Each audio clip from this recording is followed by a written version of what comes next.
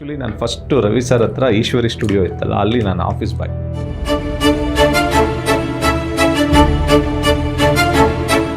ಯಾವುದಾದ್ರೂ ಸಿನಿಮಾ ಇದ್ದರೆ assistant director ನಾನು ಕೆಲಸ ಮಾಡಬೇಕು, ನನಗೆ ಯಾವುದಾದ್ರೂ ಹೇಳಿ ಅಂದ್ಬಿಟ್ಟು ಅವತ್ತು ನನ್ನ ಹತ್ರ ಫೋನ್ ಇಲ್ಲ. ತಂಗಿಗಾಗಿ ಸಿನಿಮಾಕ್ಕೆ ಫಸ್ಟ್ ಸಾಂಗ್ ಬರ್ದಿದ್ದು ಅದು ಇದರಲ್ಲಿ ಒಂದು ಪ್ಯಾಥೋ ಸಾಂಗ್, ಅದು ಅಣ್ಣ ತಂಗಿ ಬಾಳಿನಲ್ಲಿ ಅಂತ ಒಂದು ಸಾಂಗ್ ಇದೆ. ಅಣ್ಣ ತಂಗಿ ಬಾಳಿನಲ್ಲಿ ನೆಮ್ಮದಿಯ ಲಾಲಿಯಲ್ಲಿ ಯಾವ ಪಾಪಿ ಎಲ್ಲ ಬರ್ದೆಲ್ಲ ಆಯಿತು. ಬರ್ದೆಲ್ಲ ಆದಮೇಲೆ ದರ್ಶನ್ ಸರ್ ಒಂದ್ಸತಿ ಎಲ್ಲ ಸಾಂಗ್ನು ಅರ್ಜುನೇ ಬರೀಲಿ ಕೊಡಿ ಅಂತ ಅದ್ರಲ್ಲಿ ಅಷ್ಟು ಸಾಂಗ್ಸ್ನು ಒಂದು ಸಾಂಗ್ ಮಾತ್ರ ಇವರು ದೊಡ್ಡರಂಗೇಗೌಡರು ಬರೆದ್ರು, ಇನ್ನು ಮಿಕ್ಕಿದ್ದು 4 ಸಾಂಗು ನಾನು ಬರೆದು. ಮುಂಜಾನೆಯ ಸೂರ್ಯನಿಗೂ ಮುಸ್ಸಂಜೆಯ ಲಾಲಿ ಇದೆ ದೇವರಲ್ಲಿ. ಎಲ್ಲೋ ಹೋಗ್ತಾ ಇರ್ಬೇಕಾದ್ರೆ ಯಾವುದೋ ಒಂದು ಇನ್ಸಿಡೆಂಟ್ ಕಂಡಿದ್ದೆ. ಅಲ್ಲಿ MS ರಾಮಯ್ಯ ಹಾಸ್ಪಿಟಲ್ ಹತ್ರ ಒಂದು ಚಪ್ಪಲ್ ಅಂಗಡಿ ಇದೆ. ನಾನು ಬಸ್ಸಲ್ಲಿ ಹೋಗ್ತಾ ಇರ್ಬೇಕಾದ್ರೆ ಯಾವುದೋ ಒಂದು ಹುಡುಗಿ ಚಪ್ಪಲಿ ಕಿತ್ತೋಗಿತ್ತು, ತೊಗೊಂಡೋಗಿ ಅದನ್ನು ಹೊಲಿಸ್ತಾ ಇದ್ಲಿ. ಯಾವುದೋ ಒಬ್ಬ ಹುಡುಗ ಫುಲ್ ತಲೆಗೆಲ್ಲ ಎಣ್ಣೆ ಹಾಕೊಂಡಿದ್ದೆ, ಇದೆಲ್ಲ ಇದು ಮಾಡಿ ಚಪ್ಪಲಿ ಹೊಲಿತಾ ಇದ್ದ. ಅದೊಂದೇ ಒಂದು ಫ್ರೇಮು, ಆ ಫ್ರೇಮ್ನ ಇಟ್ಕೊಂಡು ಅಂಬಾರಿ ಮಾಡಿದ್ರು. ನಂಗೆ ಏನು ಗೊತ್ತಾಗಲ್ಲ, ಅವ್ರು ಓದಿರೋದಕ್ಕೆ ಏನೇನೋ ಆಗ್ಬಿಡ್ಬೇಕಿತ್ತು, ಆದ್ರೆ ಹಣೆ ಬರ. ಬಜೆಟ್ ಅವತ್ತಿನ ಕಾಲಕ್ಕೆ 2,40,00,000 ಏನೋ ಆಗಿ, ದೊಡ್ಡ ಬಜೆಟ್.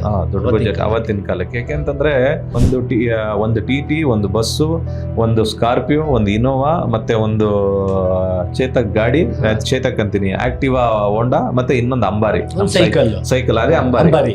ಈ 6 ಗಾಡಿಗಳು ಇದು ಎಲ್ಲಿ ಹೋಗ್ತಾ ಇರೋದು, ಜಾಗ ಎಲ್ಲಿ ಚೆನ್ನಾಗಿ ಕಾಣುತ್ತೆ ಅಲ್ಲಿ ನಿಲ್ಸೋದು, ಶೂಟ್ ಮಾಡೋದು. ಈ ತರ 19 ದಿನ ಶೂಟ್ ಮಾಡ್ಕೊಂಡು ಹೋಗಿದ್ದೀವಿ ನಾವು. ಆಕಾಶ ನೀಡೊಂದು ಗೂಡು ವಂತಿಗ ಪ್ರೀತಿ. ಮಂಡ್ಯ ಜಿಲ್ಲೆಯ ಕೆರೆಕೋಡು ಅನ್ನೋ ಒಂದು ಚಿಕ್ಕ ಹಳ್ಳಿಯಿಂದ ಸುಮಾರು ವರ್ಷಗಳ ಹಿಂದೆ ಸಿನಿಮಾದ ಕನಸು ಹೊತ್ಕೊಂಡು ಗಾಂಧಿನಗರಕ್ಕೆ ಬಂದಂಥ ಒಬ್ಬ ಹುಡುಗ ಇವಾಗ ಒಂದು ಸುಮಾರು 18ರಿಂದ 19 ವರ್ಷ ಸಿನಿಮಾ ರಂಗದಲ್ಲಿ ಕಂಪ್ಲೀಟ್ ಮಾಡಿ ಒಂದು ಸಕ್ಸಸ್ಫುಲ್ ಆಗಿ ಒಂದು ಜರ್ನಿ ಕಂಪ್ಲೀಟ್ ಮಾಡಿದ್ದಾರೆ.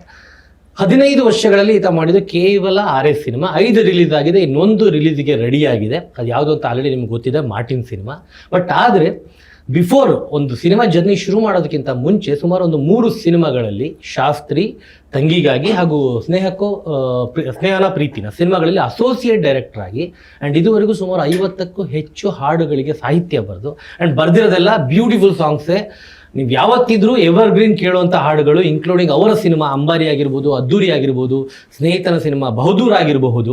ಅಷ್ಟೇ ಅಲ್ಲದೆ mister and missus Ramacharya all time favourite song ಕೂಡ ಇವರ ಪೆನ್ನಿಂದ ಬಂದಂಥ ಬರವಣಿಗೆ. ಇದ್ರ ಜೊತೆಯಲ್ಲಿ ಅಂಬಾರಿಲಿ ಶುರುವಾದಂಥ ಒಂದು ಜರ್ನಿ, ಫಸ್ಟ್ ಸಿನಿಮಾನೇ 150 ದಿನ, ಆಮೇಲೆ ಅದ್ದೂರಿ, ಸಿಲ್ವರ್ ಜೂಬ್ಲಿ, ಈಗ ಮಾರ್ಟಿನಿಗೆ ಬಂದು ನಿಂತಿದ್ದಾರೆ. 15 ವರ್ಷ ಸಕ್ಸಸ್ಸು, ನೇಮು, ಫೇಮು ಜೊತೆಗೆ ಕೆಲವೊಂದು ಚಿಕ್ಕ ಪುಟ್ಟ ಆರೋಪಗಳು, ಕಾಂಟ್ರವರ್ಸಿಗಳು ಕೂಡ ಇವರು ಎಕ್ಸ್ಪೀರಿಯನ್ಸ್ ಮಾಡಿದ್ದಾರೆ. ಅದಕ್ಕೆ ಏನು ಆನ್ಸರ್ ಮಾಡ್ತಾರೆ ಅಂತ ಕೇಳ್ತಾ ಅವರ ಒಂದು ಜರ್ನಿಗೆ ವೆಲ್ಕಮ್ ಹೇಳ್ತಾ and thank you so much ಸ್ಟುಡಿಯೋಗೆ ಬಂದಿರೋದಕ್ಕೆ Arjun. Thank you darling. And ಯಾವಾಗಲೂ ಅರ್ಜುನ್ ಮೇಲೆ ಒಂದು ಆರೋಪ ಇದೆ, ಅರ್ಜುನ್ ಸಿನಿಮಾಗಳು ಲೇಟ್ ಆಗುತ್ತೆ ಅಂತ. ದೇವರನ್ನ ಅದಕ್ಕೆ ರೀಸನ್ ನನಗೆ ಎಕ್ಸ್ಪೀರಿಯನ್ಸ್ ಆಗಿದೆ. 1.5 ತಿಂಗಳಿಂದ ಫಾಲೋ ಅಪ್ ಮಾಡ್ತಾ ಇದ್ದೀನಿ ರೀ. ಇವತ್ತು ಮಾಡೋಣ, ನಾಳೆ ಮಾಡೋಣ ಅಂದ್ಬಿಟ್ಟು ಸುಮಾರು 6 ಸಲ ಫಿಕ್ಸ್ ಆಗಿ ಇವತ್ತಿಗೆ ಆ ಮುಹೂರ್ತ ಬಂದಿದೆ ಅಟ್ ಲಾಸ್ಟ್. ಇಲ್ಲ ಹಂಗೇನಿಲ್ಲ, ತುಂಬಾ ಸತಿ ಬರಬೇಕು ಅಂತ ಅನ್ಕೊಂಡು ಈ ಕೆಲಸಗಳ ಮಧ್ಯದಲ್ಲಿ, ಮಾರ್ಟಿನ್ ಕೆಲಸಗಳ ಮಧ್ಯದಲ್ಲಿ ಬರೋಕ್ಕಾಗಿರ್ಲಿಲ್ಲ ಅಷ್ಟೇ. ಬಿಹೈಂಡ್ ಕ್ಯಾಮ್ರಾ ಏನೇ ಕೆಲಸಗಳಿದ್ರು ಪಟ್ ಅಂತ ಸಿಗೋ ಅರ್ಜುನ್, ಕ್ಯಾಮ್ರಾ ಮುಂದೆ ಕೆಲಸಕ್ಕೆ ಯಾಕೆ ಸಿಗಲ್ಲ? ಅಂದರೆ ಸ್ವಲ್ಪ ದೂರ ಕ್ಯಾಮ್ರಾ ಮುಂದೆ ಬರಬೇಕು ಅಂತಂದಾಗ ನಮ್ಗೆ ಅಷ್ಟು ಮಾತಾಡೋದಕ್ಕೆ ಸುಲಲಿತವಾಗಿ ಬರೋದೇ ಇರೋದ್ರಿಂದ ಸ್ವಲ್ಪ ನಾನು ಯಾವಾಗಲೂ ಇಂಟರ್ವ್ಯೂಸು ಇದರಿಂದ ಸ್ವಲ್ಪ ದೂರನೇ ಇರ್ತೀನಿ. ಯಾಕೆಂತಂದರೆ ಈ ಮಾರ್ಟಿನ್ ಶುರುವಾದ್ಮೇಲೆ ನಾನು ಎಲ್ಲೂ ಇದರಲ್ಲೂ ಯಾವ ಇದಕ್ಕೂ ಹೋಗಿಲ್ಲ. ಯಾಕೆಂದರೆ ಕೆಲಸ ಒಂದು ಕಡೆ, ಇನ್ನೊಂದು ಪ್ರಚಾರಕ್ಕಿಂತ ಮುಖ್ಯವಾಗಿ ನಾವು ಮಾಡಬೇಕಾಗಿರೋ ಕೆಲಸ ತೆರೆ ಮೇಲೆ ಏನು ಬರಬೇಕು ಅದು ಟೆಕ್ನಿಷಿಯನ್ ಅಂದಮೇಲೆ ಹಾಗೆ ಇದ್ದೇ ಇರುತ್ತೆ. ಬಟ್ ಇತ್ತೀಚೆಗೆ ಮಾತ್ರ ಸ್ವಲ್ಪ ಜಾಸ್ತಿ ಕ್ಯಾಮ್ರಾ ಮುಂದೆ ಬಂದ್ರಿ. 15 ವರ್ಷ ಇಂಡಸ್ಟ್ರಿಗೆ ಬಂದು ಹೇಗಿದೆ ಜರ್ನಿ? ಸಖತ್ತಾಗಿದೆ, ಸೂಪರ್ ಆಗಿದೆ. ಈಸಿ ಆಗಿತ್ತಾ ಈ 15 ವರ್ಷ? 5 ಸಿನಿಮಾಗಳು, 6 ಸಿನಿಮಾ, 5 ರಿಲೀಸ್ ಆಗಿದೆ, 6ನೇದು ರಿಲೀಸ್ ರೆಡಿ. ಈಸಿ ಆಗಿತ್ತಾ, ಟಫ್ ಆಗಿತ್ತಾ? ಅಥವಾ ಬಂದಾಗ ಅಂದರೆ ಈಸಿ ಯಾವುದೂ ಇಲ್ಲವೇ ಇಲ್ಲ ಚಿನ್ನ. ಸಿನಿಮಾ ಅಂತ ಬಂದಾಗ, ಒಂದು ಜರ್ನಿ ಅಂತ ಬಂದಾಗ, ಯಾಕೆಂತಂದರೆ ನಾನು ಸಿನಿಮಾ ಇಂಡಸ್ಟ್ರಿಗೆ ಬಂದಿದ್ದು 2004ನೇ ಇಸ್ವಿ. ಫಸ್ಟು 20 ವರ್ಷ ಆಯಿತು. ಹೌದು, 2004ನೇ ಇಸ್ವಿ ಫಸ್ಟು ನನ್ನನ್ನು ರವಿ ಸರ್ ಹತ್ರ ಕರ್ಕೊಂಡೋಗಿ ಸೇರಿಸಿದ್ದು ಎಲ್ ಎನ್ ಶಾಸ್ತ್ರಿ ಅವರು. ಅಂದರೆ ಆವಾಗ ನನಗೆ ಅಂದರೆ ನಾನು ಕನ್ನಡ ಮೇಜರ್ ತೊಗೊಂಡು ಇದ್ದಿದ್ದರಿಂದ ನಾನು ಕನ್ನಡದಲ್ಲಿ ತುಂಬ ಈ ಸಾಹಿತ್ಯಗಳು ಇದೆಲ್ಲ ನಾನು ಕಾಲೇಜಲ್ಲಿ ಇದ್ದಾಗಲೇ ಸಾಹಿತ್ಯ ಎಲ್ಲ ಬರೆಯೋದೆಲ್ಲ ಇತ್ತು. ಅವ್ರಿಗೆ ನಾನು ಬರೆದಿದ್ದೆಲ್ಲ ತೋರಿಸ್ತಾ ಇದ್ದೆ, ಹಿಂಗಿದೆ ನನಗೆ ಇದು ಬರೆಯೋದಕ್ಕೆ ಒಂದು ಅವಕಾಶ ಬೇಕು ಅಂದ್ಬಿಟ್ಟು ಆ ಅವಕಾಶ ಬೇಕು ಅನ್ನೋದಕ್ಕಿಂತ ಹೆಚ್ಚಾಗಿ ಸಿನಿಮಾದಲ್ಲಿ ಎಲ್ಲೋ ಒಂದು ಕಡೆ ಕೆಲಸ ಮಾಡಬೇಕು ಅಂತ ಸಿನಿಮಾನೇ ಅಂತ ಡಿಸೈಡ್ ಆಗಿ ಬಂದಿದ್ದು ಊರಿಂದ. ಹೌದೌದು. ಓಕೆ, ಏನಕ್ಕೆ ಅಷ್ಟೊಂದು ಸಿನಿಮಾ ಅಂದ್ಕೂಡಲೇ ಇದಾಯ್ತು, ಹೇಗೆ? ಅಂದರೆ ಮಂಡ್ಯದಲ್ಲಿ ಕೇಳೋದು ಬೇಡ, ಯೂಶುವಲ್ ಆಗಿ ತುಂಬ ಸಿನಿಮಾ ಪ್ರೀತಿ ಮಂಡ್ಯ ಮೈಸೂರು ಕಡೆಯವರಿಗೆ. ಬಟ್ ನಿಂಗೆ ಹಿಂಗೆ ಕನೆಕ್ಟ್ ಆಯಿತು ಸಿನಿಮಾ? ಕನೆಕ್ಟ್ ಆಯಿತು ಅನ್ನೋದಕ್ಕಿಂತ ಹೆಚ್ಚಾಗಿ ನಾವು ಕಾಲೇಜ್ ಲೈಫಲ್ಲಿ ಇದ್ದಾಗ, ಅಂದರೆ ಒಂದು 10th ಸ್ಟ್ಯಾಂಡರ್ಡಿಂದ ಶುರುವಾಗಿದೆ. ಅಂದರೆ ಸಿನಿಮಾ ಅಂದರೆ ತುಂಬ ಪ್ರೀತಿ ಆವಾಗ್ಲೂ. ಈ ಗಣೇಶ ಎಲ್ಲ ಕೂರಿಸಿದಾಗ ನಮ್ಮ ಮನೇಲಿ ಟಿ ವಿ ಎಲ್ಲ ಯಾವುದು ಏನೂ ಇರಲಿಲ್ಲ. ನಮ್ದೊಂದು ಚಿಕ್ಕ ಮನೆ, ಒಂದು 10/15 ಇದ್ದಿದ್ದ ಒಂದು ಮನೆ ಊರಲ್ಲಿ. ನಾವು ಫಸ್ಟ್ PUC ಸೆಕೆಂಡ್ PUC ಬಂದಾಗ ನಮ್ಮ ಮನೆಗೆ ಟಿ ವಿ ಬಂದಿದ್ದು. ಅದಕ್ಕಿಂತ ಮುಂಚೆ ನಾವೇನಾದರೂ ಸಿನಿಮಾಗಳು ನೋಡಬೇಕು ಅಂತಂದರೆ ಗಣೇಶ ಹಬ್ಬ ಕೂರಿಸಿದಾಗ ನಮ್ಮ ಊರು ಸುತ್ತ ಒಂದು 11-12 ದೊಡ್ಡಿಗಳಿದೆ. ಈ ಕಲ್ಮಂಟಿ ದೊಡ್ಡಿ, ಸಿದ್ದೇಗೌಡ, ಈ ಥರದ್ದೆಲ್ಲ ಅಲ್ಲೆಲ್ಲ ಟಿ ವಿ ಇದು ಸಿನಿಮಾ ಇದು ಗಣೇಶನ್ ಕೂರಿಸಿದಾಗ ರಾತ್ರಿಯಿಂದ ಬೆಳಿಗ್ಗೆವರೆಗೂ 4-5 ಸಿನಿಮಾ ಹಾಕೋರು. ನಾವು ಬೆಳಿಗ್ಗೆವರೆಗೂ ಸಿನಿಮಾ ನೋಡೋದು. ಅಮ್ಮ ಆವಾಗ ಮನೆಗೆ ಬೆಳಿಗ್ಗೆ ಬಂದರೆ ಬಾಗಿಲು ತೆಗಿತಾ ಇರಲಿಲ್ಲ. 4 ಗಂಟೆ 5 ಗಂಟೆಗೆ ಬಂತು ಅಂದರೆ ಹೊರಗಡೆನೇ ನಿಲ್ಸಿರೋರು. ಅಷ್ಟು ಹುಚ್ಚು ಸಿನಿಮಾ ಅಂತಂತಂದರೆ. ಆ ಸಿನಿಮಾ ನೋಡ್ತಾ ಅದು ಒಳಗಡೆ ಅದು ಗೊತ್ತಿಲ್ಲ, ಆ ಬ್ಲಡ್ ಒಳಗಡೆ ಅದು ಹೆಂಗೆ ಹೋಯ್ತು ಅನ್ನೋದು. ಬಟ್ ಆ ಬರವಣಿಗೆ ಇತ್ತಲ್ಲ, ಆ ಬರವಣಿಗೆ ನನ್ನನ್ನು ಬೆಂಗಳೂರಿಗೆ ಕರ್ಕೊಂಡ್ಬಂದಿತ್ತು. ಬೆಂಗಳೂರಿಗೆ ಕರ್ಕೊಂಬರೋದಕ್ಕೂ ಒಂದು ದೊಡ್ಡ ಇನ್ಸಿಡೆಂಟ್ ಇದೆ, ಊರಿಂದ ಹೊರಗಡೆ ಬರೋದಕ್ಕೂ. ಹೇಗೆ, ಏನು? ಅದೊಂದು ಇಲ್ಲ, ಅದನ್ನ ಹೇಳಕ್ಕೆ ಆಗಲ್ಲ. ಬಟ್ ಒಂದು ಬ್ಯಾಡ್ ಇನ್ಸಿಡೆಂಟ್ ಅದು ಅಲ್ಲಿಂದ ಬಂದಿದ್ದು. ಬಟ್ ಆ ಬ್ಯಾಡ್ ಇನ್ಸಿಡೆಂಟ್ ಇಲ್ಲ, ಆ ಬ್ಯಾಡ್ ಇನ್ಸಿಡೆಂಟು ನನ್ನನ್ನು ಇಲ್ಲಿ ಕರ್ಕೊಂಬಂದಿದ್ದು. ಬಟ್ ನನ್ನ ಲೈಫ್ಗೆ ಅದು ಗುಡ್ ಇನ್ಸಿಡೆಂಟ್ ಅಂತ ಅನ್ಕೋತೀನಿ. ಯಾಕೆಂತಂದ್ರೆ ಇವತ್ತು ನಾನು ಇಲ್ಲಿದ್ದೀನಿ ಅಂತಂದ್ರೆ ಅವತ್ತು ನಾನು ಊರು ಬಿಟ್ಟು ಇಲ್ಲಿಗೆ ಬಂದಿದ್ದಕ್ಕೇನೆ ಇವತ್ತು ಇಲ್ಲಿರು. ಏನು ಅಂತ ಹೇಳಿದ್ರೆ ಹೆಂಗೆ ನಮ್ಮ ಲೈಫಲ್ಲೂ ನಡೆದಿರ್ಬೋದಪ್ಪ, ಇಲ್ಲ ಫ್ಯಾನ್ ಲೈಫಲ್ಲೂ ನಡೆದಿರ್ಬೋದು. ಇಲ್ಲ, ಓ ಹಿಂಗೆ ಹೇಳ್ತಿದ್ದಂತೆ, ಓ ಇವ್ರ ಲೈಫಲ್ಲಿ ಆಗಿದೆ, ನನ್ನ ಲೈಫಲ್ಲಿ ಆಗಿದೆ ಅಂತ ಪಾಸಿಟಿವ್ ಆಗಿ ತೊಗೊಂತಾರೆ. ಪಾಸಿಟಿವ್ ಅಲ್ಲ, ಬೇಡ ಆ ವಿಚಾರ. ಈ ಡೈರೆಕ್ಟರ್ಗಳು ಏನು ಬಾಯಿ ಬಿಡಲ್ಲ ಅವರು ಕೂತ್ಕೊಂಡ್ರೆ. ಓಕೆ, ಅಲ್ಲಿಂದ ಬೆಂಗಳೂರು ಇಲ್ಲಿ ಬಂದ ಕೂಡಲೇ ಸಿನಿಮಾ ರವಿ ಸರ್ ಜೊತೆ ಸಿಕ್ತು. ರವಿ ಸರ್ ಹತ್ರ ಅಂತಂದರೆ ನನ್ನನ್ನು ಶಾಸ್ತ್ರಿ ಅವ್ರು ಕರ್ಕೊಂಡು ಹೋಗಿ ಸೇರಿಸಿದ್ರೆ. ಆ್ಯಕ್ಚುಲಿ ನಾನು ಫಸ್ಟು ರವಿ ಸರ್ ಹತ್ರ ಈಶ್ವರಿ ಸ್ಟುಡಿಯೋ ಇತ್ತಲ್ಲ, ಅಲ್ಲಿ ನಾನು ಆಫೀಸ್ ಬಾಯ್ ಸೇರ್ಕೊಂಡಿದ್ದು 1 ವರ್ಷ. ಆ ಸ್ಟುಡಿಯೋ ಎಲ್ಲ ನಾನು ನೋಡ್ಕೊತಾ ಇದ್ದೆ, ಇದು ಮಾಡ್ತಾ ಇದ್ದೆ. ಅದಾದಮೇಲೆ ರವಿ ಸರ್ ಹತ್ರ ನಾನು ಇದು ನಡೀತಾ ಇತ್ತು, ಮಲ್ಲ ನಡೀತಾ ಇರಬೇಕಾದ್ರೆ ಅಲ್ಲಿಗೆ ಕ್ಯಾನ್ಗಳೆಲ್ಲ ತೊಗೊಂಡು ಹೋಗ್ಬೇಕು. ಸಕಲೇಶ್ಪುರದಲ್ಲಿ ಶೂಟಿಂಗ್ ನಡೀತಾ ಇತ್ತು. ನನಗೆ ನಾಗರಾಜಣ್ಣ ಅಂತ ಇದ್ದಾರೆ ರವಿ ಸರ್ ಆಫೀಸಲ್ಲಿ. ಅವರು ಕ್ಯಾನ್ ಎಲ್ಲನೂ ಬಾಕ್ಸಲ್ಲಿ ಫಿಲ್ ಮಾಡಿ ಇದಕ್ಕೆ ಒಂದು 10 ಕ್ಯಾನು 15 ಕ್ಯಾನ್ ಈ ಥರ ಕೊಡೋರು ಫಿಲಮ್. ಅದನ್ನು ನೈಟ್ ತೊಗೊಂಡು ಹೋಗ್ತಾ ಇದ್ದೆ. ತೊಗೊಂಡೋದ್ರೆ ಒಂದು 2 ದಿನ 3 ದಿನ ಆ ಮಲ್ಲ ಶೂಟಿಂಗಲ್ಲಿ ನೋಡ್ಕೊಂಡು ಅಲ್ಲೇ ಇರ್ತಾ ಇದ್ದೆ. ಅಲ್ಲಿಂದ ಹಂಗೆ ಶುರುವಾಯಿತು ಒಂದು ಅಪ್ರೆಂಟಿಸ್ ಥರ, ಅಲ್ಲಿ ನೋಡೋದು ಯಾವ ರೀತಿ ಮಾಡ್ತಾರೆ, ಏನು ಮಾಡ್ತಾರೆ ಅಂತ. ಅದಾದಮೇಲೆ 1 ಇಯರ್ ಏನೋ ರವಿ ಸರ್ ಸ್ಟುಡಿಯೋದಲ್ಲಿದ್ದೆ. ಅದಾದಮೇಲೆ ನನಗೆ ಟೈಫಾಯ್ಡ್ ಆಯಿತು. ಒಂದು 6 ತಿಂಗಳು ನನಗೆ ಹೋಗೋಕ್ಕಾಗಲಿಲ್ಲ, ಕೆಲಸ ಅಲ್ಲಿ ಬಿಟ್ಟಾದಮೇಲೆ ಸತ್ಯ ಸರ್ದು ಶಾಸ್ತ್ರಿ ಸಿನಿಮಾ ಶುರುವಾಯಿತು. ಶಾಸ್ತ್ರಿ ಸಿನಿಮಾ PN ಸತ್ಯ ಅವ್ರದ್ದು. ಅದಕ್ಕಿಂತ ಮುಂಚೆ ನಮಗೆ ಇದರಲ್ಲಿ ಬಸವೇಶ್ವರ ನಗರಲ್ಲಿ ಸ್ಕೈಲೈನ್ ಅಂತ ಒಂದು ಸ್ಟುಡಿಯೋ ಇತ್ತು. ಅಲ್ಲಿ ಎಲ್ಲರೂ ನಾವೆಲ್ಲ ಒಂದು 8-10 ಜನ ಹುಡುಗರು ಜೊತೆಯಲ್ಲಿ ಇರ್ತಾ ಇದ್ವಿ. ಈಗ ನಮ್ಮ KM ಪ್ರಕಾಶ್ ಎಡಿಟ್ರು, ಮತ್ತು ಅದಾದಮೇಲೆ ಇವರು ಯಾರು ನಾಗೇಂದ್ರ ಅರಸ್ ಅಂತ ಅವರು ಎಡಿಟರು, ಮತ್ತು ಅದಾದಮೇಲೆ ನಮ್ಮ ಶಿವು ಅಂತ ಒಬ್ಬ ಎಡಿಟ್ರು, ಇನ್ನೊಬ್ಬ ಚಿಕ್ಕ ಪ್ರಕಾಶ ಅಂತಂದ್ಬಿಟ್ಟು ಒಂದು 10 ಜನ ಎಲ್ಲ ಒಂದು ಚಿಕ್ಕ ರೂಮು, ಅಲ್ಲೇ ಮಲಗ್ತಾ ಇದ್ವಿ, ಅಲ್ಲೇ ಇದು ಮಾಡ್ತಾಯಿದ್ವಿ. ನಾನು ಅವ್ರಿಗೆ ಹೇಳಿದ್ದೆ, ಯಾವುದಾದ್ರೂ ಸಿನಿಮಾ ಇದ್ದರೆ ಅಸಿಸ್ಟೆಂಟ್ ಡೈರೆಕ್ಟ್ರಾಗಿ ನಾನು ಕೆಲಸ ಮಾಡಬೇಕು, ನನಗೆ ಯಾವುದಾದ್ರೂ ಹೇಳಿ ಅಂದ್ಬಿಟ್ಟು. ಅವತ್ತು ನನ್ನ ಹತ್ರ ಫೋನ್ ಇಲ್ಲ. ನಮ್ಮ ಆಂಟಿ ಪದ್ಮನಾಭ ನಗರಲ್ಲಿದ್ದಾರೆ ಇಲ್ಲೇ, ಅವ್ರದ್ದು ಒಂದು STD ಬೂತ್ ಇತ್ತು. ಅಲ್ಲಿಗೆ ಆ ನಂಬರ್ ಕೊಟ್ಟಿದ್ದೆ, ನನಗೆ ಈ ನಂಬರ್ಗೆ ಕಾಲ್ ಮಾಡಿದ್ರೆ ನಾನು ಖಂಡಿತ ಬರ್ತೀನಿ ಅಂತ. ಅವ್ರು ಹುಡುಕಿದ್ದಾರೆ, ಎಲ್ಲೂ ಸಿಕ್ಕಿಲ್ಲ. ಅದಾದಮೇಲೆ ನಾನೇ ಒಂದಿನ ಕಾಲ್ ಮಾಡಿದೆ ಅವ್ರಿಗೆ. ಅಯ್ಯೋ, ನಿಂದು 1 ವಾರದಿಂದನೂ ಹುಡುಕ್ತಾ ಇದ್ವಿ ಕಣೋ, ನಿನ್ನ ನಂಬರೇ ಸಿಕ್ಕಿರಲಿಲ್ಲ, ಬಾ ನೀನು ಹಿಂಗೆ PN ಸತ್ಯ ಅವ್ರದ್ದು ಸಿನಿಮಾ ಶುರುವಾಗ್ತಿದೆ ಅಂತ ಅಂದ್ಬಿಟ್ಟು ಅಲ್ಲಿಗೆ ಹೋದಾಗ ನಾಗೇಂದ್ರ ಅರಸ್ ಹೇಳಿ, ಹಿಂಗೆ ಈ ಹುಡುಗ BA ಮಾಡಿದ್ದಾನೆ, ಹ್ಯಾಂಡ್ ರೈಟಿಂಗ್ ಎಲ್ಲ ತುಂಬ ಚೆನ್ನಾಗಿದೆ ಅಂತಂದ್ಬಿಟ್ಟು ಅಂದರು.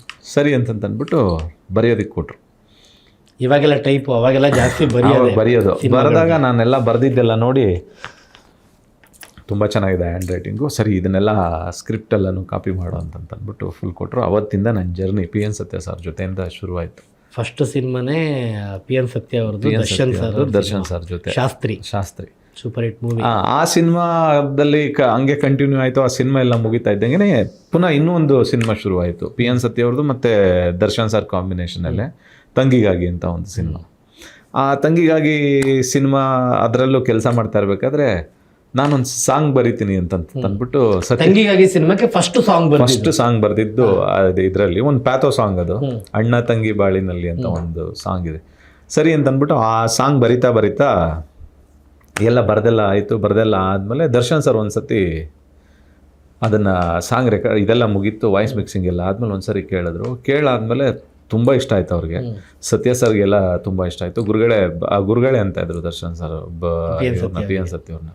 ಎಲ್ಲ ಸಾಂಗ್ನು ಅರ್ಜುನೇ ಬರೀಲಿ ಕೊಡಿ ಅಂತಂದ್ರು. ಅದರಲ್ಲಿ ಅಷ್ಟು ಸಾಂಗ್ಸ್ನು ಒಂದು ಸಾಂಗ್ ಮಾತ್ರ ಇವರು ದೊಡ್ಡರಂಗೇಗೌಡರು ಬರೆದ್ರು, ಇನ್ನು ಮಿಕ್ಕಿದ್ದು 4 ಸಾಂಗು ನಾನು ಬರೆದು.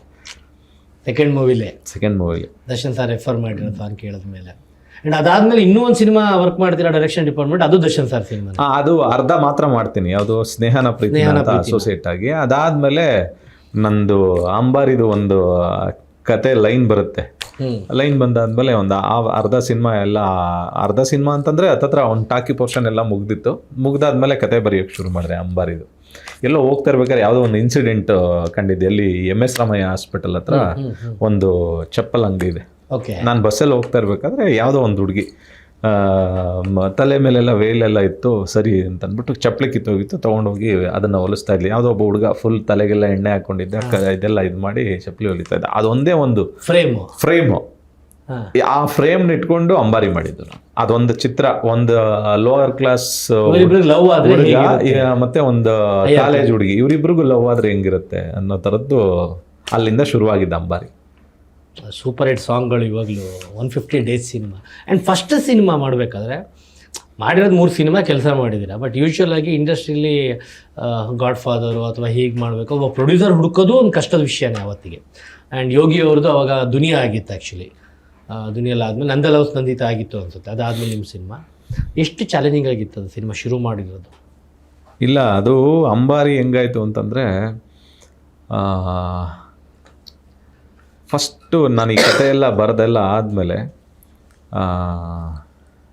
ಪರಮೇಶ್ ಅಂತ ಒಬ್ಬರು ಪಲ್ಲಕ್ಕಿ ಸಿನಿಮಾ ಮಾಡಿದ್ರಲ್ಲ, ಅವ್ರು ಮಾಡಬೇಕಿತ್ತು ಈ ಸಿನಿಮಾ, ಯಾವುದೋ ಅಂಬಾರಿನ. ಅವ್ರಿಗೆ ಹೋಗಿ ಕತೆ ಹೇಳಿದಾಗ ಒಂದೇ ಲೈನು, ಒಂದು 10 ನಿಮಿಷ ಕತೆ ಹೇಳಿದ ತಕ್ಷಣ ತುಂಬ ಚೆನ್ನಾಗಿದೆ ಇದನ್ನು ಮಾಡೋಣ ಅಂತ. ಕಾರಣಾಂತರಗಳಿಂದ ಅವ್ರಿಗೆ ಮಾಡೋಕ್ಕಾಗಲಿಲ್ಲ. ಅದಾದಮೇಲೆ ನನ್ನ ತಲೆಯಲ್ಲಿ ಇದ್ದಿದ್ದು ಯೋಗಿಗೆ ಮಾಡಬೇಕು ಈ ಸಿನಿಮಾನ ಅನ್ನೋ ಥರದ್ದು. ಯಾಕೆ ಅಂತಂತಂದರೆ ಅವನ ಆ ಪಾತ್ರಕ್ಕೆ ಆ್ಯಪ್ಟಾಗಿ ಕಾಣಿಸ್ತಾ ಇದ್ದ, ಆ ಕೂದಲು ಅದೆಲ್ಲ ತುಂಬ ಚೆನ್ನಾಗಿತ್ತು.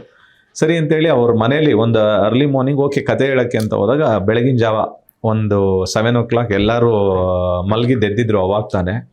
ಎಲ್ಲರೂ ಒಂದು 10-12 ಜನ, ನಾನು ಮತ್ತೆ ಪೆಟ್ರೋಲ್ ಪ್ರಸನ್ನ ಇಬ್ಬರು ಹೋಗಿದ್ವಿ ಕತೆ ಹೇಳೋಕ್ಕೆ ಅಂತ ಅಂದ್ಬಿಟ್ಟು. ಎಲ್ಲ ಬೆಳಿಗ್ಗೆ ಒಂದು 2-2.5 ಗಂಟೆ ಫುಲ್ಲು ನೆರೇಷನ್ ಎಲ್ಲ ಕೊಟ್ಮೇಲೆ ಎಲ್ಲ ಕಾಫಿ ಕುಡ್ದೆಲ್ಲ ಎಲ್ಲ ಕತೆ ಎಲ್ಲ ಕೇಳಿ ಎಲ್ಲರ ಕಣ್ಣಲ್ಲೂ ನೀರಿತ್ತು. ಎಲ್ಲರೂ ಹೇಳ್ತಾ ಇದ್ರು, ಈ ಸಿನಿಮಾ ಮಾಡೋಣ ಮಗನೆ ಅಂತ ಅಂದ್ಬಿಟ್ಟು ಸಿದ್ದರಾಜು ಸರ್ ಅವರ ಯೋಗಿ ಅವರಪ್ಪ ಹೇಳಿದ್ರು. ಅಲ್ಲಿಂದ ಎಲ್ರಿಗೂ ಇಷ್ಟ ಆಗೋಯ್ತು ಕತೆ. ಅಲ್ಲಿಂದ ಒಂದೇ ಸರಿ ನಾನು ಜಾಸ್ತಿ ಪ್ರೊಡ್ಯೂಸರ್ಗೇನು ಎಲ್ಲೂ ಹುಡ್ಕೋಂಥ ಇದು ಬರಲಿಲ್ಲ.